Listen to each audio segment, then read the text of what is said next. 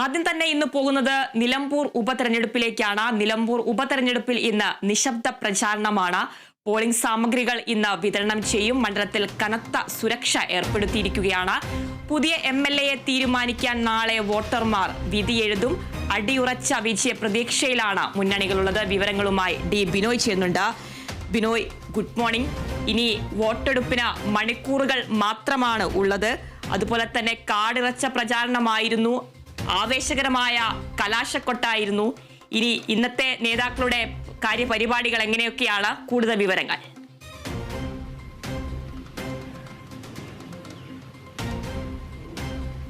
Good morning. ഇനി നമുക്ക് സാങ്കേതികമായ കാര്യങ്ങളിൽ തന്നെ തുടങ്ങാം. ഇന്ന് പോളിംഗ് സാധന സാമഗ്രികൾ വിതരണം ചെയ്യുന്ന ജോലിയിലേക്ക് കടന്നിരിക്കുന്നു എന്ന് തന്നെ പറയാൻ കഴിയും. കാരണം 268 പോളിംഗ് സ്റ്റേഷനുകളിലേക്കുള്ള ഇലക്ട്രോണിക് വോട്ടിംഗ് യന്ത്രങ്ങളെല്ലാം തന്നെ കഴിഞ്ഞ ദിവസം കമ്മീഷൻ ചെയ്തിരുന്നു, പരിശോധിച്ചു. അവ ബന്ദോബസ്താക്കി കഴിഞ്ഞിരിക്കുന്നു. അവ ഇന്ന് പോളിംഗ് ഉദ്യോഗസ്ഥന്മാർക്ക് കൈമാറുന്ന ജോലികൾ അല്പസമയത്തിനുള്ളിൽ തന്നെ ആരംഭിക്കും. ചുങ്കത്തറ മർത്തോമ ഹയർ സെക്കൻഡറി സ്കൂളിലാണ് പോളിംഗ് സാധന സാമഗ്രികൾ വിതരണം ചെയ്യുന്നത്. അതിനുള്ള ആദ്യഘട്ട നടപടിക്രമങ്ങളിലേക്ക് കടന്നിരിക്കുന്നു എന്ന് തന്നെ നമുക്ക് പറയാൻ കഴിയും. കഴിഞ്ഞ ദിവസം കൊട്ടിക്കലാശത്തോടു കൂടിയാണ് പൊതുപ്രചരണ പരിപാടികൾ നിലമ്പൂരിൽ അവസാനിച്ചത്. കേരളം ഒട്ടാകെ വലിയ ശ്രദ്ധയോടുകൂടി വീക്ഷിക്കുന്ന ഒരു തെരഞ്ഞെടുപ്പ് കൂടിയാണ് ഇപ്പോൾ നിലമ്പൂരിൽ നടക്കുന്നത്. ഇടതുമുന്നണിക്കൊപ്പം നിൽക്കുകയും പിന്നീട് ഇടതുമുന്നണിയോട് തെറ്റിപ്പിരിയുകയും ചെയ്ത PV അൻവർ രാജിവെച്ച സാഹചര്യത്തിലാണ് ഇപ്പോൾ ഒരു തെരഞ്ഞെടുപ്പിലേക്ക് നിലമ്പൂർ നീങ്ങുന്നത് എന്നുള്ളത് വളരെ ശ്രദ്ധേയമായ ഒരു കാര്യമായിരുന്നു. അത് വലിയ തരത്തിൽ ചർച്ച ചെയ്യപ്പെടുകയും ചെയ്തു. ആ ചർച്ച ഇടതുമുന്നണി അവരുടെ പ്രചരണ ആയുധമാക്കി മാറ്റുന്നതും നമ്മൾ ഈ പ്രചരണ വേദികളിലെല്ലാം തന്നെ കണ്ടു. അവരുടെ മുഖ്യ പ്രചാരകനായ മുഖ്യമന്ത്രി തന്നെ ഈ വാക്കുകൾ ഉപയോഗിച്ചിട്ടുണ്ട്. അതായത് നയവഞ്ചകനായി ഒപ്പം നിന്നൊരാൾ വഞ്ചകനായി മാറിയ സാഹചര്യത്തിലാണ് ഇത്തരത്തിൽ ഒരു തെരഞ്ഞെടുപ്പിലേക്ക് നിലമ്പൂർ മാറിയതെന്ന് വ്യക്തമായി അദ്ദേഹം അറിയിച്ചുകൊണ്ട് തന്നെയായിരുന്നു അദ്ദേഹത്തിന്റെ പ്രസംഗവേദികളെല്ലാം തന്നെ ജനക്കൂട്ടത്തെ അഭിസംബോധന ചെയ്തത്. ഒപ്പം ഈ നിലമ്പൂർ തെരഞ്ഞെടുപ്പിലേക്ക് വരുമ്പോൾ നമ്മൾ മനസ്സിലാക്കേണ്ട രണ്ട് ഘട്ടങ്ങളാണ്. ഒന്ന്, ഇതൊരു സെമി ഫൈനൽ മത്സരം എന്ന് വേണമെങ്കിൽ പറയാം ഇരു മുന്നണികളെയും സംബന്ധിച്ചിടത്തോളം. കാരണം ഇനി വരാൻ പോകുന്നത് തദ്ദേശഭരണ സ്ഥാപനങ്ങളിലേക്കുള്ള തെരഞ്ഞെടുപ്പും തൊട്ടു പിന്നാലെ നിയമസഭാ തെരഞ്ഞെടുപ്പുമാണ്. തദ്ദേശഭരണ സ്ഥാപനങ്ങളിലെ തെരഞ്ഞെടുപ്പിലൂടെ കിട്ടുന്ന മേൽക്കൈ അത് കൃത്യമായി ഉപയോഗപ്പെടുത്തുകയും പ്രയോജനപ്പെടുത്തുകയും ചെയ്തു കഴിഞ്ഞാൽ പിന്നീട് വരാൻ പോകുന്ന നിയമസഭാ തെരഞ്ഞെടുപ്പിൽ കാര്യമായ പുരോഗതി കൈവരിക്കാൻ കഴിയുമെന്ന് ഇരു മുന്നണികൾക്കും വ്യക്തമായി അറിയാം. ആ സാഹചര്യത്തിലാണ് ഇതിനെ ഒരു സെമി ഫൈനൽ മത്സരമായി ഇരു മുന്നണികളും കാണുന്നത്. പ്രത്യേകിച്ചും UDFിനെ സംബന്ധിച്ചിടത്തോളം ഇതൊരു ജീവൻ മരണ പോരാട്ടത്തിന്റെ നിമിഷങ്ങൾ കൂടിയാണ്. ഇവിടെ നേടുന്ന വിജയം അണികൾക്ക് നൽകുന്ന ആവേശം, ആ ആവേശം കേരളത്തിലെമ്പാടും വലിയ തരത്തിൽ ഒരു വലിയ വിജയയാത്ര നടത്താൻ കഴിയുമെന്നുള്ള പ്രതീക്ഷ നേതാക്കന്മാർ തന്നെ നമ്മളോട് പങ്കുവയ്ക്കുകയും ചെയ്തു. LDFിനെ സംബന്ധിച്ചിടത്തോളം അവരുടെ മുന്നിലുള്ളത് തുടർഭരണം, അതായത് മൂന്നാമതൊരിക്കൽ കൂടി ഇടതുമുന്നണി സർക്കാർ എന്ന നിലപാട് തന്നെയാണ് അവരുടെ മുന്നിലുള്ളത്. ആ ഇടതുമുന്നണി സർക്കാരിന്റെ ഇടതുമുന്നണി സർക്കാരിലേക്കുള്ള മുന്നോട്ട് പോക്കിന് വേണ്ടി തയ്യാറെടുക്കുകയാണ് ഇടതുമുന്നണിയും CPIM ഒക്കെ തന്നെ. അത്തരത്തിൽ ഇരു മുന്നണികളും വലിയ തരത്തിൽ ആവേശത്തോടുകൂടി നോക്കുന്ന ഒരു തെരഞ്ഞെടുപ്പിലേക്ക് അല്ലെങ്കിൽ അതിന്റെ പോളിംഗിലേക്ക് നാളെ കടക്കുമ്പോഴേക്കും ഇരു മുന്നണികളുടെയും ഒരു ജീവൻ മരണ പോരാട്ടം തന്നെ നമ്മൾ കണ്ടതാണ് പ്രചരണ വേളകളിലൊക്കെ തന്നെ. കേരളത്തിലെ മുഴുവൻ നേതാക്കന്മാരെ പങ്കെടുക്കുന്നതിനപ്പുറത്തേക്ക് വലിയ തരത്തിൽ ആളുകളെ കൂട്ടിക്കൊണ്ടുള്ള ഒരു പ്രചരണ പരിപാടിയിലൂടെയാണ് ഇരു മുന്നണികളും ഒപ്പം BJPയും എല്ലാം മുന്നോട്ട് പോയത് നമ്മൾ കണ്ടത്. പ്രത്യേകിച്ച് ആളെക്കൂട്ടിയുള്ള പ്രചരണം സാധാരണഗതികളിൽ നിന്ന് വ്യത്യസ്തമായി വാഹന റാലികൾ സംഘടിപ്പിച്ചുകൊണ്ടും AICC നേതാക്കന്മാരെയും ഒപ്പം ദേശീയ CPIMലെ ദേശീയ നേതാക്കന്മാരെയും ഒക്കെ പങ്കെടുപ്പിച്ചുകൊണ്ട് ആ ഒരു നിയമസഭാ മണ്ഡലത്തിൽ വലിയ തരത്തിലുള്ള പ്രചരണ പരിപാടികൾ തന്നെയാണ് അവർ സംഘടിപ്പിച്ചത്. ഏകദേശം 2.5 ലക്ഷത്തോളം വോട്ട് വരുന്ന 2,35,000-ലധികം വരുന്ന വോട്ടർമാർ, അതിൽ കഴിഞ്ഞ പ്രാവശ്യം 76% മാത്രമാണ് പോളിംഗ് നടന്നത്. ഇത്തവണ ആ പോളിംഗിൽ വർധന ഉണ്ടാക്കണം എന്നൊരു ഉദ്ദേശം ഇരു മുന്നണികൾക്കുമുണ്ട്. അങ്ങനെ അത്തരത്തിൽ ഒരു പോളിംഗ് ശതമാനത്തിൽ വർധന ഉണ്ടായാൽ ഇരു മുന്നണികളും വലിയ തരത്തിലുള്ള വിജയം പ്രതീക്ഷിക്കുന്നുണ്ട്. ഒപ്പം ഇവിടെ നിർണായകമാകാൻ പോകുന്നത് PV അൻവർ എന്ന് പറഞ്ഞ രാജിവെച്ച മുൻ MLA ആണ്.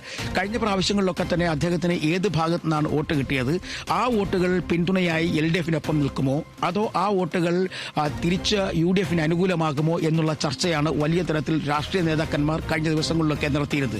നമ്മൾ മനസ്സിലാക്കേണ്ടത് PV അൻവറിനെ സംബന്ധിച്ചോളം അദ്ദേഹത്തിന് കിട്ടിയ വോട്ടുകൾ ആര്യാടൻ മുഹമ്മദിനും ആര്യാടൻ ഷൌക്കത്തിനും ലഭിക്കാത്ത എന്നാൽ കോൺഗ്രസുമായി ആത്മബന്ധമുള്ള ചില വോട്ടുകൾ, ആ വോട്ടുകൾ CPIMന് ഒരിക്കലും നൽകാതിരുന്ന വോട്ടുകൾ, അത് ഇടതു സ്വതന്ത്രം എന്ന നിലയ്ക്ക് PV അൻവറിലേക്ക് എത്തിയപ്പോഴാണ് അൻവർ എന്ന ആൾ MLA ആയി നിയമസഭയിലേക്ക് എത്തപ്പെടുന്നത്. അത്തരത്തിൽ ആ ഒരു ഇക്വേഷൻ അല്ലെങ്കിൽ ആ സന്തുലിതാവസ്ഥ, ആ അവസ്ഥ ഇത്തവണ ആർക്ക് അനുകൂലമാകും എന്നുള്ളതാണ് രണ്ട് മുന്നണിയിലെ നേതാക്കന്മാരും നോക്കുന്നത്. കാരണം ഈ ആര്യാടൻ ആര്യാടനോടും ഉണ്ടായിരുന്ന പഴയ തരത്തിലുള്ള വിദ്വേഷം ആ മേഖലകളിൽ അത്തരം വോട്ടുകളിൽ നിന്ന് മഞ്ഞുരുകിയെങ്കിൽ അത് UDFിന് അനുകൂലമാകുകയാണെങ്കിൽ വിജയയാത്ര എളുപ്പമാകും എന്നുള്ള ബോധം UDF നേതാക്കന്മാർക്കും കോൺഗ്രസ്സുകാർക്കുമുണ്ട്. അതേസമയം ആ വോട്ടുകൾ തങ്ങൾക്ക് ലഭ്യമാകില്ല എന്ന് വിശ്വസിക്കുന്ന LDF ആകട്ടെ ആ വോട്ടുകൾ കൂടുതൽ അടുത്തു കഴിഞ്ഞാൽ പിന്നീട് തിരിഞ്ഞു നോക്കേണ്ട കാര്യമില്ല, വിജയം ലഭിക്കും എന്ന് ഉറപ്പ് LDFനുണ്ട്. എന്തായാലും ഇരു മുന്നണികളും ഇങ്ങനെ ചില കോക്കസുകൾ ചില പ്രത്യേക കേന്ദ്രങ്ങളിൽ നിന്നുള്ള വോട്ടുകളിൽ വലിയ പ്രതീക്ഷകൾ കണ്ടുവയ്ക്കുന്നുണ്ട്.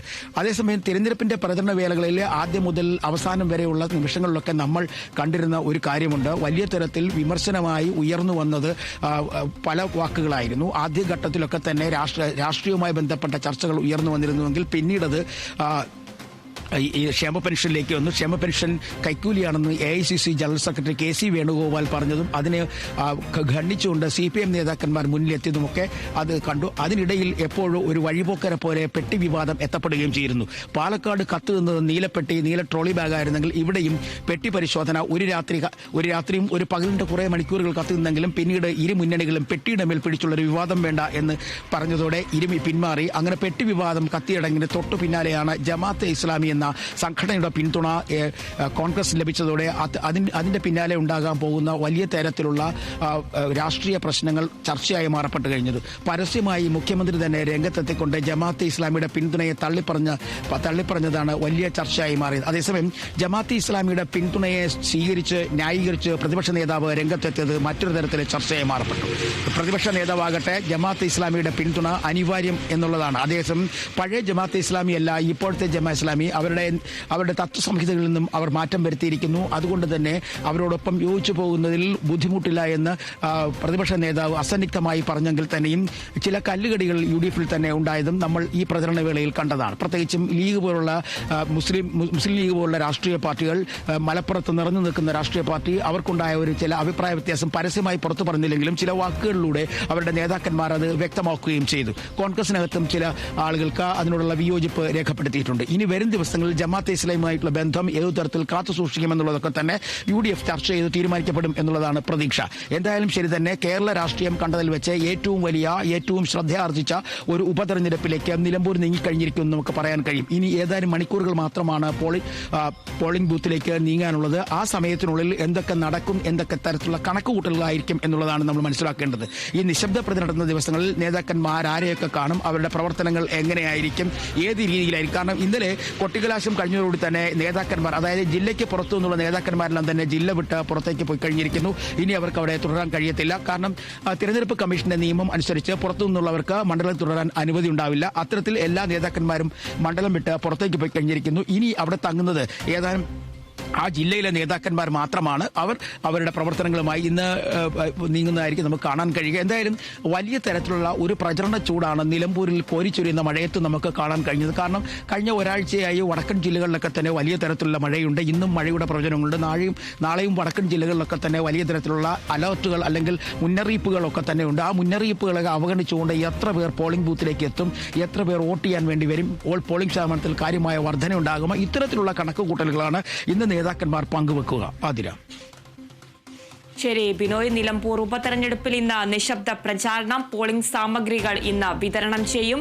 മണ്ഡലത്തിൽ കനത്ത സുരക്ഷ ഏർപ്പെടുത്തി. പുതിയ MLAയെ തീരുമാനിക്കാൻ നാളെ വോട്ടർമാർ വിധിയെഴുതും.